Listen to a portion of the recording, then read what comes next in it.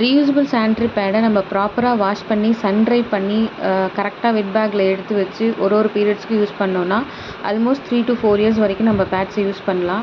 இது அந்த மாதிரி யூஸ் பண்ண பேட்ஸ் தான். இது ஆல்மோஸ்ட் 3 இயர்ஸாக யூஸ் பண்ணுற பேடு. இது பேம்பு சார்கோல் டாப் லேயரு.